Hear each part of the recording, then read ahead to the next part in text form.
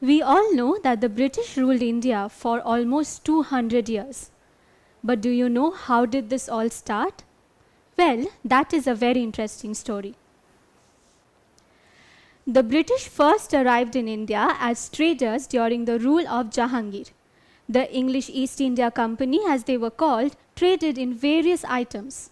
With time, they gathered a monopoly over many such items. In 1717, the then Mughal ruler renewed the Farman, or the permission for them to trade tax-free in Bengal. This meant that for trading in Bengal, the British did not have to pay any taxes, while the Indian merchants had to pay taxes. This affected the royal treasury of the Nawab of Bengal adversely, which continued to decline. This, as you can understand, caused a lot of tension between the Nawab of Bengal and the British. When Siraj-ud-Dowla became the Nawab of Bengal in 1756, he took an impulsive decision of banning the use of Farooq Sia's Farman.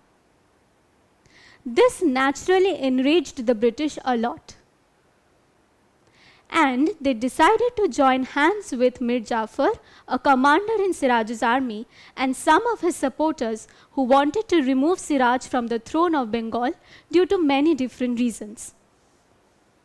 Thus, the Battle of Plassey was fought in June 1757 between the British, led by Robert Clive, and Siraj-ud-Dowla's forces. With help from Mir Jafar, the British were able to defeat Siraj's forces. After their victory in the Battle of Plassey, the British made Mir Jafar the new Nawab of Bengal. Now, as it turns out, Mir Jafar was basically a puppet in British hands, for it was the British who controlled Mir Jafar and all decisions taken by him. Sometime later, however, Mir Jafar was unable to keep up with the extreme monetary demands of the British. Seeing this, the British declared him to be incompetent and placed Mir Qasim, his son-in-law, on the throne of Bengal. Now, Mir Qasim undertook a very intelligent strategy. What he did was, he declared tax-free trade in Bengal for all, even the Indian merchants. Thus, no one had to pay taxes to trade in Bengal anymore. The British were obviously angry because now they lost their advantageous position. So, they replaced Mir Qasim, and Mir Jafar once again became the Nawab of Bengal. Now, as you can understand, Mir Qasim was obviously hurt. So, in an attempt to seek revenge, Mir Qasim sought help from the then Mughal Emperor Shah Alam II and the Nawab of Awadh, Shuja-ud-Dowla. They together launched an attack on the British, and in 1765, the Battle of Buxar was fought. However, the British, under the leadership of Hector Munro, were able to defeat the forces of these three Indian rulers. The British also forced the then Mughal Emperor Shah Alam II to grant them the administrative control, and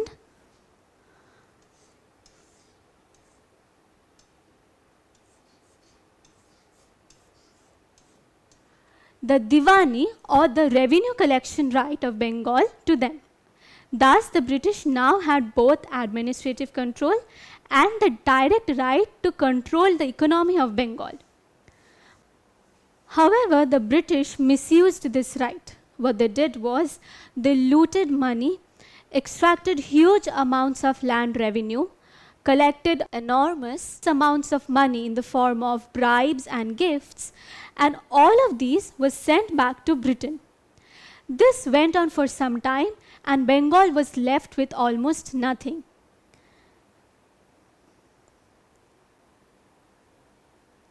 In 1770, Bengal faced one of the worst famines it had seen in history.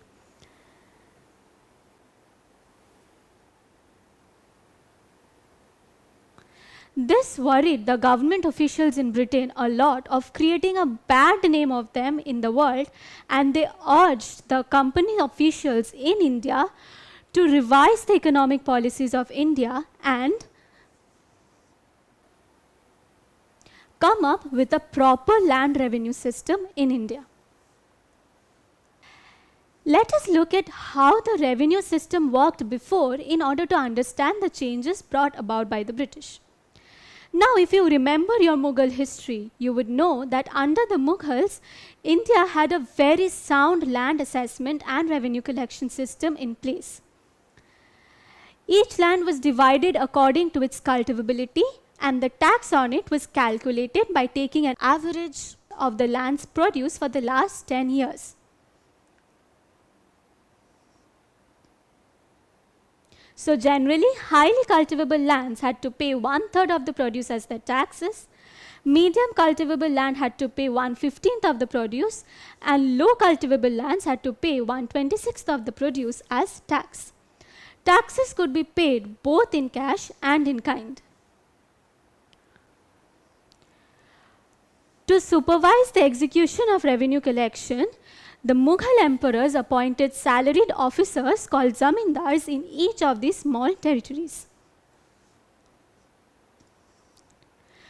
But by the time the British came, this entire land revenue system had collapsed.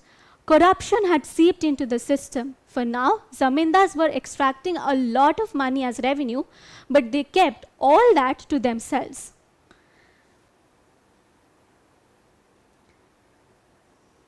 Thus, when Bengal faced the famine in 1770, the government in Britain partly blamed this land revenue system for the mishap.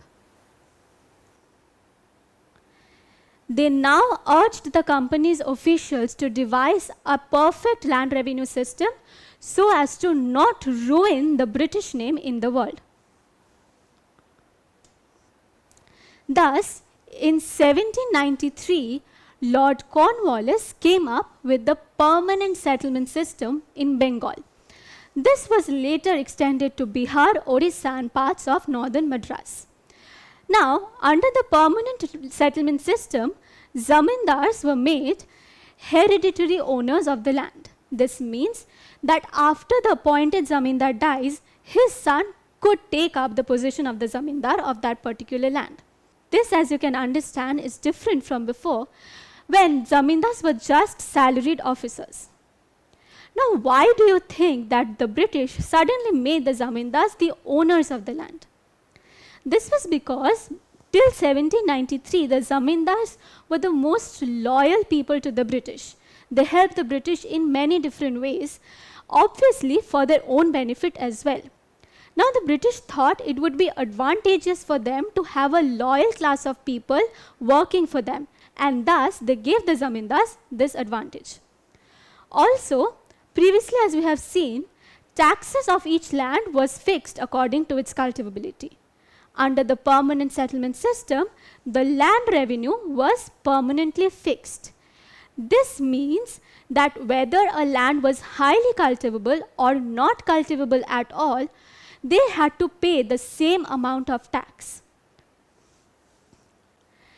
The British set the amount of the tax as high as it possibly could, irrespective of the quality of the land. 90% of this taxed amount was to be given to the British, and the rest 10% of the taxed amount the zamindars could keep with themselves. The zamindars were also allowed to undertake various measures to improve the quality of the land, and they could keep the extra revenue they earned from it. Lord Cornwallis thought that this would encourage the zamindars to work on the land and improve its cultivability. But this did not happen. See, the zamindars were given a deadline before which they had to submit this enormous amount of tax, failing which their lands would be sold off. Now, the zamindars who had higher yielding areas did not face much of a problem. But it was the zamindars who owned lower yielding areas who came under a vicious cycle. What happened was the required amount of tax was much higher than the net produce. Thus, often these zamindars lost their lands. However, as it turns out, it was the peasants who suffered the most. Before this, it was the peasants or the cultivators who were made the owners of the land. But under the permanent settlement system, they were reduced to mere tenants. Thus, they had to face extreme oppression from the zamindars as well. Why was this so? The zamindars, who were pressurized to pay a huge amount by the British, naturally forced the peasants to pay much more than required, so that the zamindars could keep at least a little bit of it with themselves. As a result, what happened? In order to pay this huge amount of revenue, the peasants had to borrow money. Often, they were not able to pay this money back to the moneylenders, and thus lost their lands, households, and other possessions in the process. In the long term, this revenue settlement system did not even benefit the British. What happened was, since the revenue was permanently fixed, each year the British received the same amount. Even though this meant that there was a regular cash inflow in the British treasury, but there was no increase that could keep up with the rate of inflation in the country. The only people it actually benefited were the zamindars of the higher yielding areas. Each year the revenue collection grew, but they had to pay the British only the fixed amount, and the rest could be kept with themselves. However, this class of zamindars were the most loyal people the British had with themselves. So, as it turns out, the permanent settlement system of 1793 did not quite benefit anyone. The peasants suffered a lot, facing extreme oppression from zamindars. Zamindars who had lower yielding areas under control suffered a lot because they could not pay the enormous tax amount demanded by the British. And in the long term, the British also suffered because they were not getting enough to keep up with the inflation rate in the country.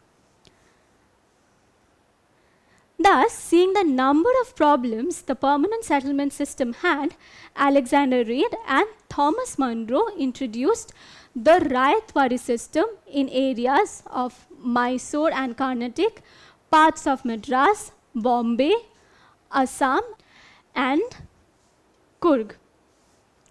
Under this system, the revenue was collected directly from the peasants or the ryots and not from the zamindars anymore. Around the same time, under Holt Mackenzie's suggestions, the Mahalwari system was introduced in areas of Punjab, Sindh, Western Uttar Pradesh, and parts of Madhya Pradesh. Under this system, villages which had the same quality of land were grouped together to form a mahal. Land revenue was collected from the head of such mahals. So, as we see, the British introduced a number of policies to revise the land revenue system in India. But the goal of each of this policy was the same: to extract as much money as possible. Thus, what happened was, this affected the local people adversely and caused famines often. In fact, India faced 12 major famines between 1800 and 1945. All this thus left the once thriving Indian economy grappling with poverty. Don't forget to subscribe to our channel and hit the bell icon. You can also register for free at DeltaStep.com or download the DeltaStep app to get access to all our 5,000 plus amazing videos as per your school syllabus. Master each topic with our adaptive practice technology. Get million plus questions with step-by-step solutions and unlimited mock tests. Get all your doubts resolved instantly. Learn via games and win amazing prizes like PlayStations and iPads. So, at DeltaStep, learning is not just fun and easy, it is rewarding too. So, register for free now.